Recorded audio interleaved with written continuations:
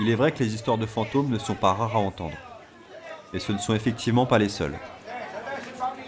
Sur fond de religion et de superstition, le folklore regorge aussi de sorcellerie et d'apparitions divines. Il faut dire que le pays est l'un des plus croyants au monde. Au moins 90% des Portugais déclarent que Dieu tient une part importante dans leur vie.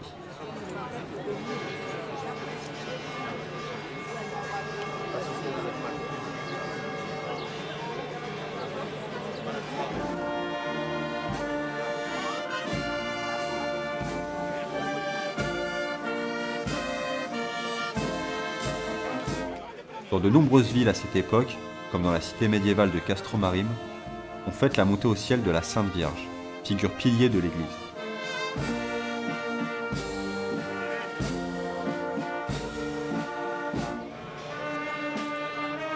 Elle est d'ailleurs pour beaucoup de gens ici la figure emblématique du catholicisme, celle à qui ils adressent toutes leurs prières. Elle fait l'objet d'une vénération toute particulière.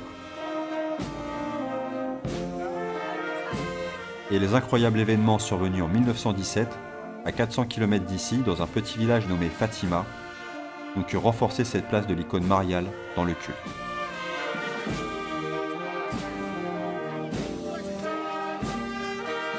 Détonnant dans tout le pays, les apparitions de Notre-Dame de Fatima ont aussi secoué le monde chrétien jusqu'aux hautes instances du Vatican.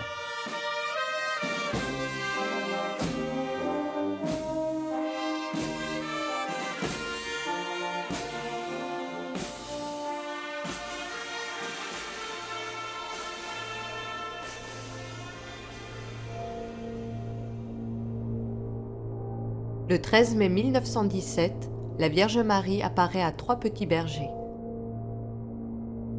Lucia, François et Jacinta.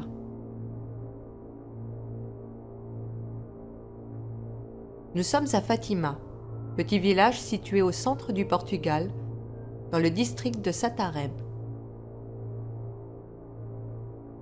Les apparitions mariales sont au nombre de 6.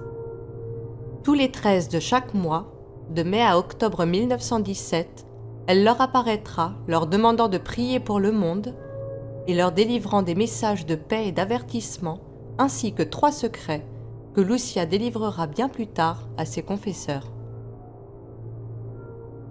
Elles auraient été précédées par 3 apparitions d'un ange qui se serait présenté sous le nom de l'ange de la paix. Le plus incroyable se produit le 13 octobre 1917. La femme avait annoncé aux enfants qu'un miracle serait visible de tous. La belle dame tiendra sa promesse, et c'est devant plus de 50 000 croyants et curieux venus du monde entier que l'impensable se réalise.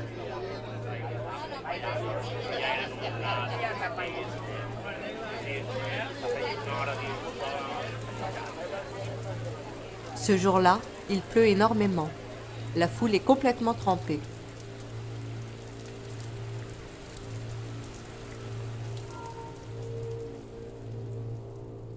Ce jour-là, le journaliste Alvelino de Almeida, qui ne croit pas aux apparitions, assiste à la scène.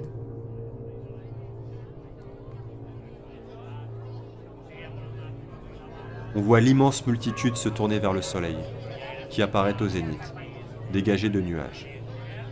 Il ressemble à une plaque d'argent mate, et il est possible de le fixer sans le moindre effort. Il ne brûle pas les yeux, il n'aveugle pas. On dirait qu'il se produit une éclipse.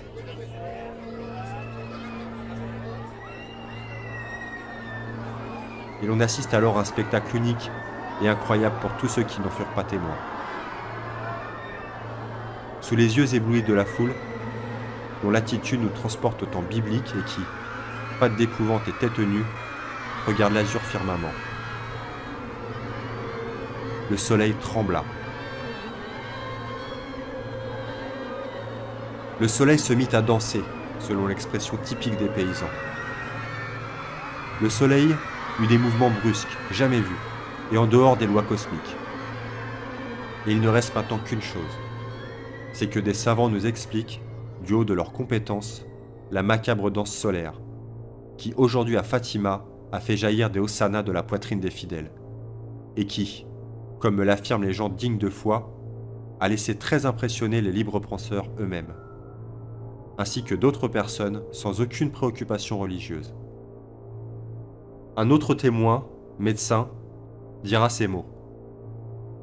Non seulement on voyait le soleil tomber du ciel, mais on sentait l'augmentation de la chaleur avec l'approche du soleil, ce qui sécha vite les habits trempés des spectateurs, et donna à tous ceux qui assistèrent l'impression nette de cette fin du monde prédite dans l'Évangile. Mon vif intérêt pour les phénomènes des apparitions mariales a peut-être été suscité par une femme que je connais depuis bien longtemps et qui me raconte l'avoir vue lorsqu'elle était enfant. Maintes fois raconté, son récit reste inchangé depuis le début. Je n'ai aucun doute sur la véracité de son témoignage. Avec elle, nous retournons sur le lieu de cette apparition. Il n'est connu de personne à part de quelques habitants du village, dont nombre sont décédés depuis.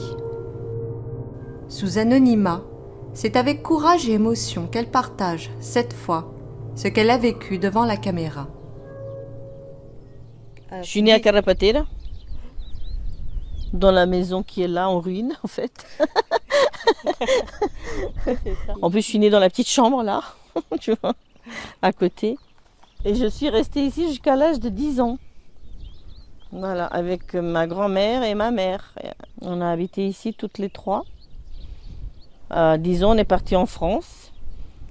Et voilà, on a des souvenirs ici. Alors tous les ans, on vient voir un petit peu le village. Et quand je viens en vacances, j'aime bien venir tout le temps voir la maison de mon enfance en fait. T'as des beaux souvenirs ici? Ah oui, des très bons souvenirs avec ma grand-mère. Toujours ma grand-mère, je vois toujours ma grand-mère. J'avais 10 ans, il y avait moi et ma grand-mère. Mais ma grand-mère était un petit peu plus loin, elle n'a pas vu. Elle n'a pas vu. Il était tard, vers 10h, 11h du soir. Je jouais à côté du petit muret ici en bas de la maison. Je dormais pas encore et je regardais là-haut et j'ai vu apparaître. J'ai vu comme un éclair en fait. Ça a fait comme un éclair et j'ai vu la Vierge apparaître très belle avec une couronne sur la tête, très jolie et tout. Et ça n'a pas duré longtemps, quelques secondes et c'est disparu tout de suite après. Et c'était dans la hauteur qu'on voit à côté de l'arbre là-bas où il y a le petit muret en fait. Qu'elle est apparue. Très après, ça s'est vite disparu quoi. Ça a duré combien de temps? Ça a dû durer 3-4 secondes. Ah oui, c'était vraiment... À apparaître et disparaître tout de suite, mais ça a fait comme une lumière en fait. Donc ça a duré quelques secondes et après, elle est disparue. Je l'ai vue disparaître, mais je l'ai vraiment vue. Voilà. Ça a apparu d'un coup, tu t'y attendais pas? Ah non, pas du tout. Je suis restée très étonnée en fait, parce que ça m'a vraiment... je sais pas comment dire. Ça t'a surpris, ouais. Ça m'a surpris parce que je vois cette belle image. Je m'attendais pas, si tu veux, à la voir là-haut comme ça. D'accord. Elle était toute seule? Oui, toute seule. Pour toi, elle avait à peu près quel âge? Peut-être 35-40 ans peut-être. 35-40 ans? Ah ouais, parce qu'elle avait un beau visage jeune. Elle avait un visage jeune. Elle avait une taille humaine quand tu l'as vue? Oui, une taille normale. Je dirais 1m60 à peu près, 58-60. Tu penses, oui, ah, oui. À peu près à 1m58, ah, oui. 60, oui. taille normale. Et comment est-ce qu'elle était, tu t'en souviens? Je la voyais très belle, très... comme si elle souriait. Tu vois, très joli visage, souriant. Ouais. Là, je l'ai bien vue, elle était très très belle avec des beaux habits clairs, des habits très très longs. Elle était très très belle. Beau visage, très belle. Ah ouais, j'ai vu, elle était très belle. Comme une grande robe blanche, comme un manteau, je sais pas, avec un col arrondi là. Tu sais, on voyait un peu son cou. On voyait un peu son cou. Un petit peu le cou, mais ça couvrait là. Et une couronne. Elle avait une couronne assez haute sur la tête. Et la couronne, je pense qu'elle était blanche. Je crois qu'elle était blanche. Et j'avais même l'impression qu'elle portait des colliers. Ah oui? Elle avait des bijoux? Oui, des bijoux. Est-ce que tu te souviens de la couleur de ses yeux? Les yeux, ils étaient clairs, clairs. Ah ouais? D'ici, tu arrivais à voir, oui. Je voyais, quand j'ai vu le flash, je la voyais bien agrandie, si tu veux. Je voyais comme... Tout ce que j'ai vu, c'est qu'elle avait un très beau visage de poupée, en fait. De poupée? Ah oui, comme un ange, comme une poupée. Je sais pas, elle était vraiment belle comme un ange. Très belle, des beaux yeux. Ça, je me souviens que j'ai vu et j'ai dit à ma grand-mère, elle était très très belle, un beau visage, bien blond. Tu vois, avec la couronne. Je me souviens beaucoup de cette couronne sur la tête. Elle était très grande, la couronne? Elle avait une couronne assez haute sur la tête. Et je sais qu'elle avait comme un manteau blanc. Et pourquoi tu dis que c'était la Sainte Vierge? Tu penses que c'était elle? Pour moi, elle lui ressemblait beaucoup. C'est marrant parce que tu parles d'image au lieu de personne. C'est comme si une image était apparue. Voilà. En fait, C'était une personne, mais ça faisait comme une belle image en même temps. Et c'était une personne. Pour moi, c'était une personne, mais je voyais cette belle personne comme une image en plus. Et il n'y avait que toi à ce moment-là ici? Ah oui, il y avait moi et ma grand-mère, mais ma grand-mère était un petit peu plus loin, elle l'a pas vu. Elle l'a pas vu. Et ta grand-mère, quand tu lui as raconté cette histoire, elle t'a cru? Oui, oui, elle l'a cru, ma grand-mère, oui.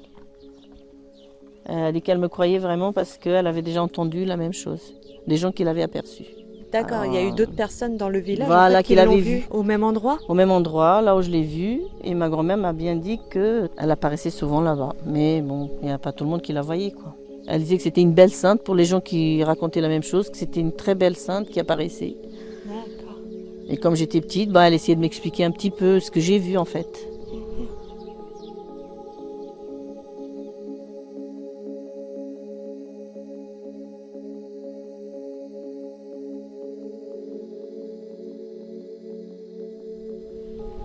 Eh bien, est-ce que la Vierge Marie ou un ange ou un être de lumière pourrait venir et nous délivrer un message?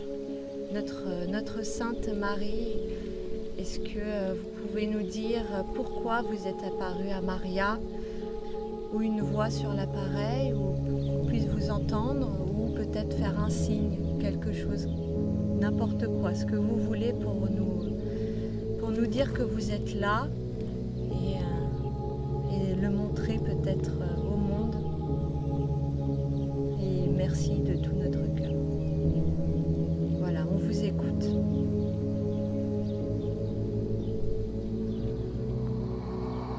S'il y a un être de lumière, un ange ou la Vierge Marie elle-même, ou quelqu'un d'autre qui veut parler, qui voudrait nous délivrer un message ou nous dire quelque chose, eh bien, Allez-y, on peut peut-être vous entendre.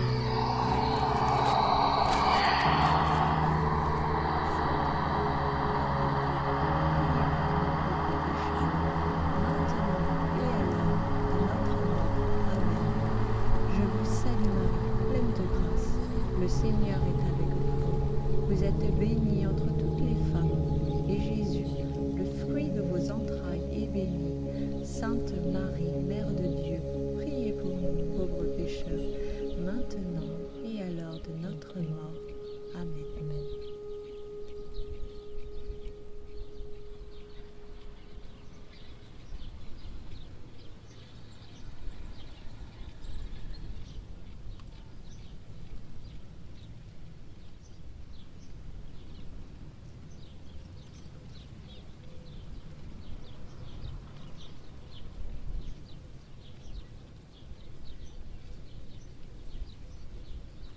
En tout cas, je me sens bien.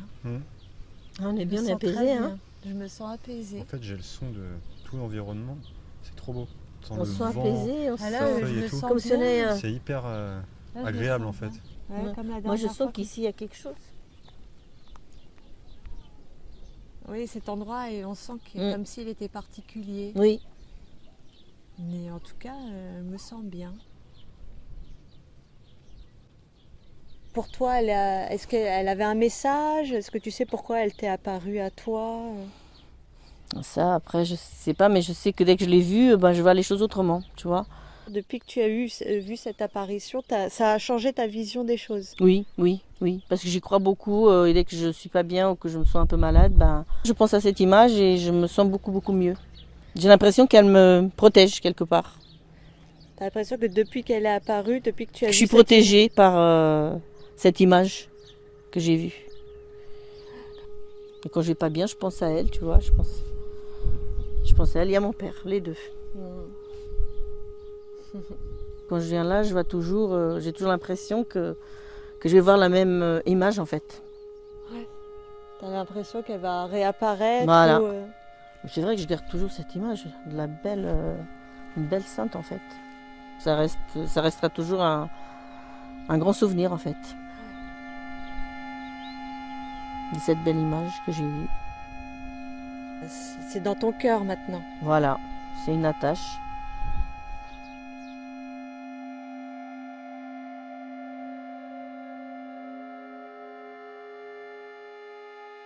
T'aimerais bien la revoir un jour? Eh oui, j'aimerais bien. Si je pouvais, oui, j'aimerais bien la revoir.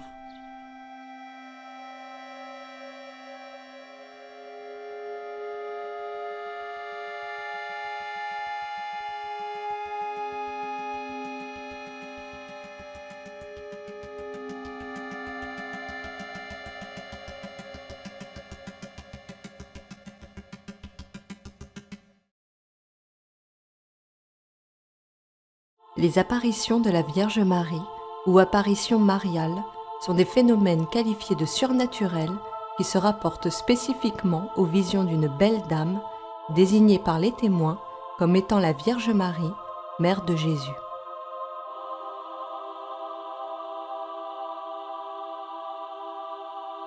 Le récit des voyants, terme qui désigne les témoins, décrit toujours la même chose. Une beauté fascinante, un visage proche de la perfection qui les plonge pour la plupart dans un état d'extase, semblant parfois en transe ou sous hypnose.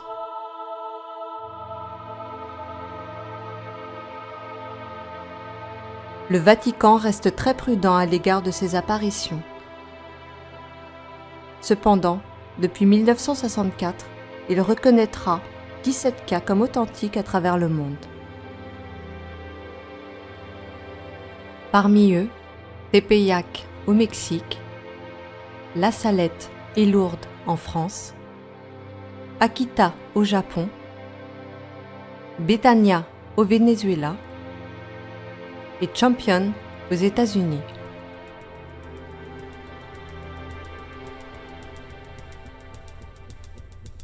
Ces phénomènes interviennent spontanément. Aucune invocation, aucune prière de la part des protagonistes ne les précède. Comme l'écrira dans son livre le gendarme Émile Tizane, connu pour son grand intérêt pour le paranormal, imprévue. Elle s'impose donc à ceux qu'elle a choisis. Elle fait ainsi preuve d'une liberté absolue, s'exerçant dans un but précis. Bien sûr, tous n'y croient pas, et beaucoup évoquent des hallucinations ou avancent des supercheries montées par les institutions religieuses locales ou par l'armée elle-même. La théorie extraterrestre est aussi défendue, relançant le débat sur la source de toutes ces apparitions. Il faut dire que le sujet intéresse et donne lieu à de nombreuses enquêtes et ouvrages. Il y a une réalité surnaturelle et la Vierge la pilote. C'est sa manière de dire qu'elle est là. Elle est apparue notamment en Égypte. Il y a un livre d'ailleurs qu'on a qui s'appelle Notre-Dame de l'Égypte. On a des photos là-dedans de ce qui s'est passé, des descriptions. On a également des apparitions de la Vierge au Caire dans les années 50 ou 60. Donc tout ceci, vous ne pouvez pas le balayer d'un revers de main. Ce n'est pas possible. La Vierge est là, elle montre. Illusion, hallucination, conséquence d'une simulation inconsciente, difficile de se prononcer. Cependant, certaines images peuvent nous montrer la réalité de ces états de conscience modifiés ainsi que les facultés extraordinaires d'apparence surnaturelle que les voyants manifestent durant ces états dits extatiques. Les cas d'apparition les plus récents nous sont exposés dans de rares et précieux documents, photos, vidéos, venant appuyer les témoignages. À Garabandal, en 1961, Conchita joue avec ses 3 amis près d'un pommier. Après qu'elles aient entendu un violent coup de tonnerre, Conchita se fige. Sa tête bascule en arrière, ses yeux s'écarquillent et fixent le ciel. Pris de panique, les autres se mettent à courir. Elles sont aussitôt pris du même mal. 20 ans plus tard, au Rwanda, Alphonsine range les assiettes dans la cantine de son école. Soudain, tout ce qui l'entoure disparaît. Les assiettes, ses amis, la pièce. De cette première d'une longue série d'apparitions, elle ira ne voir qu'un nuage, et au milieu, une belle dame. Elles seront d'abord accusées de mensonges, de simulation, et même de sorcellerie. Mais si l'on comprend que leur discours est difficile à croire, les voyantes étant seules témoins de ce qu'elles rapportent, c'est bien le terrifiant spectacle qu'elles dispensent lors des nombreuses visions successives qui va peu à peu convaincre et mobiliser les foules. Ces états d'extase ou hypnotiques, comme vous pouvez le voir, peuvent durer quelques minutes et jusqu'à plus d'une dizaine d'heures. Les voyantes sont déconnectées, coupées de leur environnement. Parfois elles restent figées, silencieuses, des heures durant, comme hypnotisées par quelque chose que personne d'autre ne voit.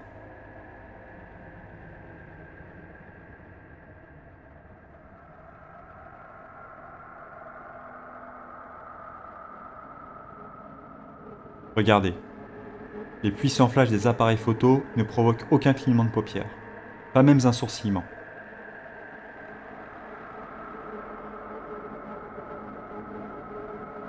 Le regard reste fixe, imperturbable.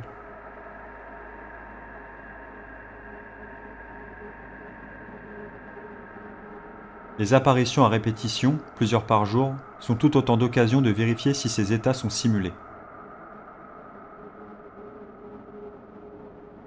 Pincement. Piqûres sur les bras et dans les yeux. Sable dans les yeux. Brûlure de flammes ou de cigarettes. Les différents tests qu'on leur fait subir sont plus qu'indécents. Mais les constats qui en résultent mettent à mal l'hypothèse d'une simulation. Le corps raide, dur comme de la pierre, elle tombe à la renverse. La tête heurtant les cailloux. Là encore, elle ne manifeste aucune souffrance. Le corps alourdi par on ne sait quel mystère, les hommes tentent de les soulever. En vain. Elles parviennent pourtant à se porter mutuellement, sans effort, pour embrasser la Sainte invisible. Lorsqu'elles sont au sol, elles parviennent à se redresser en ne cédant ni des mains, ni des bras. Et quand la Vierge leur demande de la suivre, elles se lancent alors dans des courses effrénées. De nuit, en avant comme en arrière, à travers les roches, les broussailles et les ronces, elles courent sans jamais quitter le ciel des yeux. Et aucune ne tombe.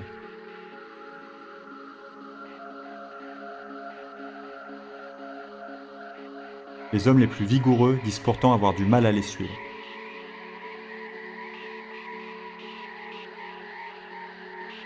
Et sans se regarder, parfaitement synchronisées, elles entament, en chœur, des chants à la gloire du ciel, que personne n'avait encore entendus.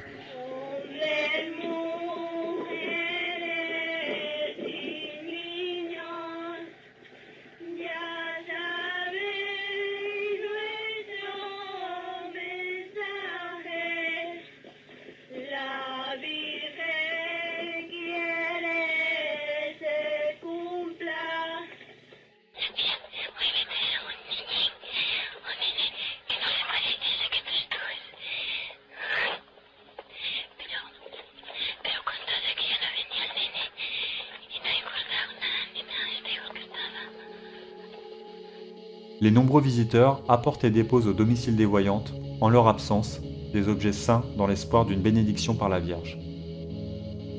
Une fois de retour, les filles récupèrent la montagne de bijoux et pendant leur extase, toujours le regard droit vers le ciel, elles restituent un à un chaque objet à leur propriétaire, sans les connaître, sans jamais se tromper. Moment d'intense émotion. Beaucoup pleurent. Certains s'évanouissent. Pendant plusieurs épisodes d'extase, les fillettes tirent la langue, comme si elles recevaient l'hostie. Un jour, la sainte annonce que l'hostie apparaîtra aux yeux des témoins. Le jour du miracle annoncé, le 19 juillet 1962, vers 1h30 du matin, Conchita sort de chez elle. Elle tombe à genoux au coin d'une ruelle, elle ouvre la bouche, tire la langue, et une hostie apparaît, blanche et brillante, comme par magie, alors qu'il n'y avait rien les secondes précédentes. Un homme d'affaires venu de Barcelone, muni d'une caméra et placé suffisamment près, parvient à tirer plusieurs clichés. Rappelant les événements de Fatima, 60 ans plus tôt, il leur arrive de fixer le soleil brûlant, des heures durant. Elles ne garderont aucune séquelle visuelle. Au Rwanda, 2 commissions d'enquête seront créées pour tenter d'expliquer les phénomènes. Lors des apparitions et pendant les 3 années qui suivront, des examens portant sur l'épilepsie, les drogues, l'hystérie ou autres perturbations mentales seront réalisés. Tous se révéleront négatifs. À Garabandal, c'est plus de 40 médecins venus de toute l'Europe qui examineront les voyantes lors des événements. Leurs rapports seront déroutants.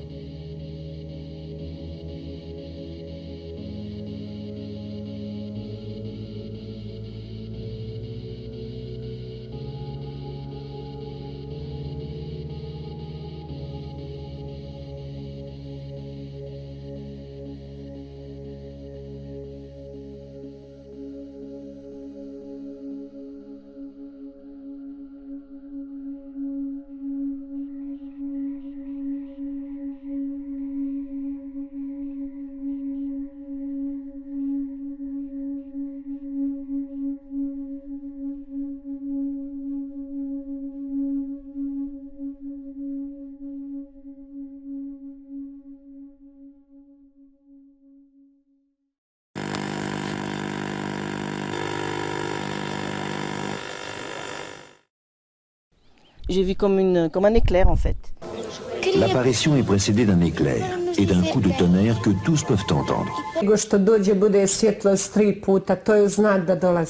Avant sa venue, le signe qu'elle allait venir, ce sont 3 éclairs de lumière. Elle avait une robe blanche, toute droite.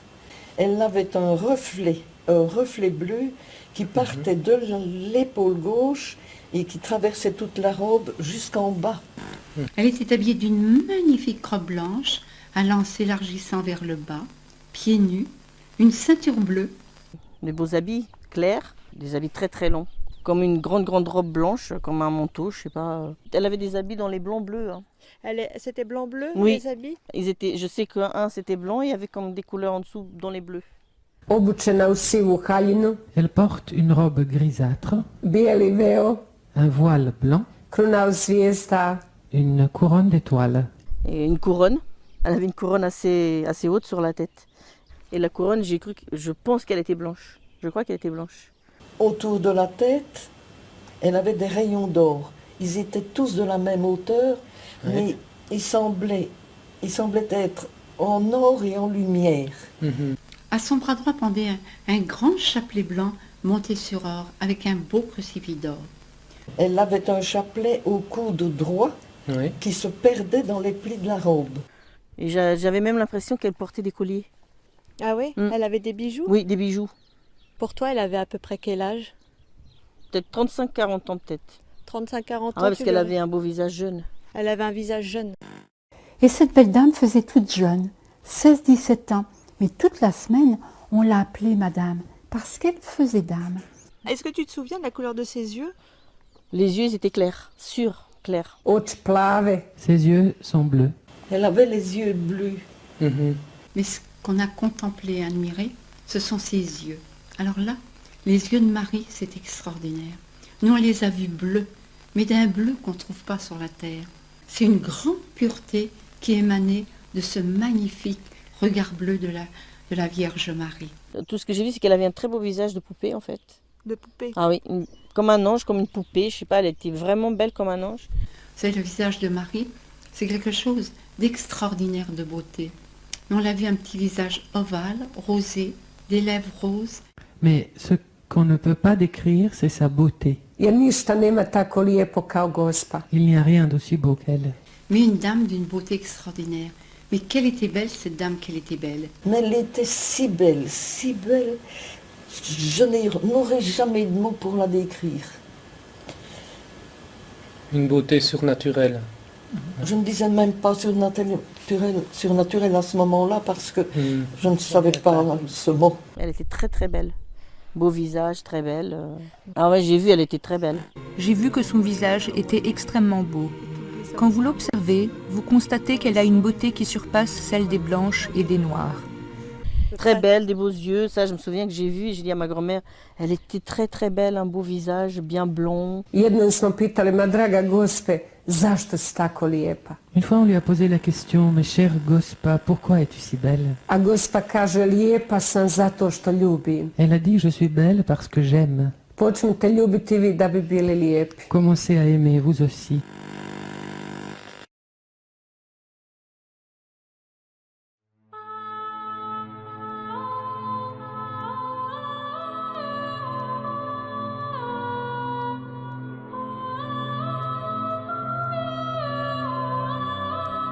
Pour ceux qui ne le savent pas, la Sainte Vierge aurait prophétisé elle-même à Conchita, l'une des voyantes de Garabandal, qu'un grand miracle arriverait sur la terre. Mais quel est donc ce grand miracle annoncé ? Apparemment, il y aura un grand événement appelé avertissement qui surviendra sur la terre, et ce grand miracle arrivera moins d'1 an après cet avertissement. Il sera annoncé au monde entier 8 jours avant par Conchita, qui est la seule à connaître la date.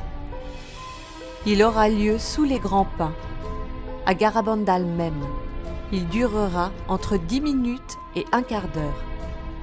Il aura lieu un jeudi soir. Il fera encore jour, à 20h30, entre le 8 et le 16 du mois de mars, avril ou mai. Il sera visible pour tous ceux qui seront dans le village et dans les montagnes alentours. Les malades guériront et les incrédules croiront. À l'annonce du jour J, le jeudi précédent, la presse, la radio, la télévision le feront savoir à travers la planète dès le vendredi matin. Et apparemment, pour une fois, l'information passera. Le miracle prophétisé sera un événement qui n'a jamais eu lieu sur la terre. Il sera immensément grand, bien plus grand et bien plus important que celui de Fatima. Il durera entre 10 et 15 minutes et tout le monde le ressentira partout sur la terre. Après le miracle, il restera un signe au pin qui sera là jusqu'à la fin des temps. Ce signe pourra être photographié ou filmé, mais il ne sera pas palpable. La Russie se convertira. Le pape viendra à Garabandal pour authentifier les apparitions. D'après les paroles de Conchita, ce miracle sera la preuve irréfutable de l'amour et de la tendresse de Dieu, ainsi que de la Vierge pour le monde, car ce miracle se fera par son intercession. Alors, que croire ? Va-t-il vraiment se manifester un tel événement, un tel miracle ? On a vraiment envie d'y croire. J'ai envie d'y croire. Je me dis que ça doit être incroyable de pouvoir assister à un événement pareil.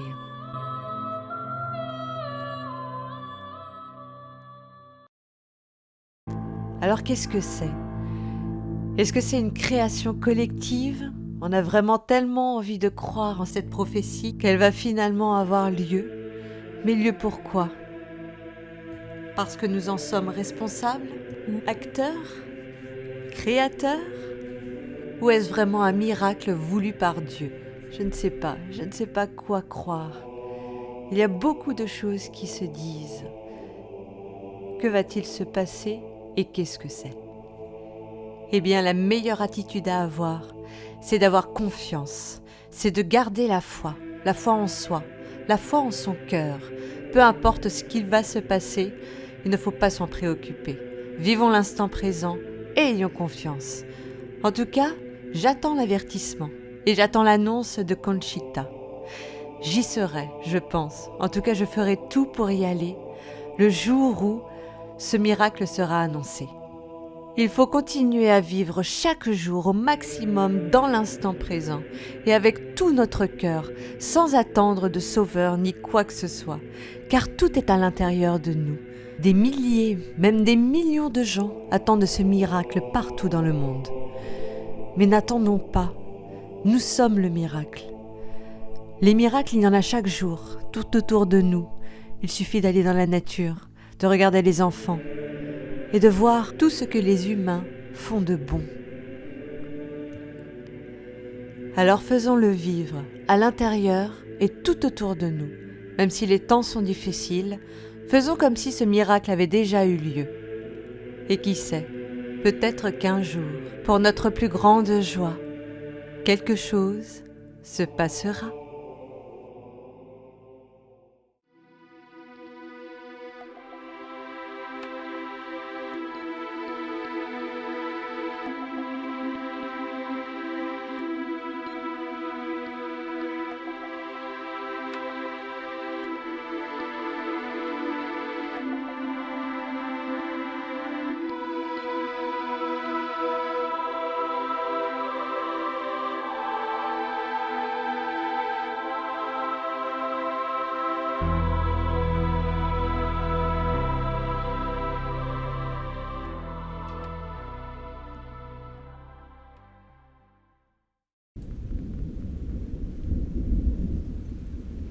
nous sommes pour la première fois avec Maria sur les lieux de l'apparition. Cela fait maintenant plus de 5 ans que je viens au Portugal, en cette période d'été, et il y fait toujours très chaud. Le ciel est bleu tous les jours, et je n'ai jamais assisté à un orage. Coïncidence? C'est sur ce lieu, ce jour-là, à ce moment-là, que nous observons tous des éclairs. Bizarre ou quoi? J'ai vu comme un éclair en fait. Avant sa venue, le signe qu'elle allait venir, ce sont 3 éclairs de lumière.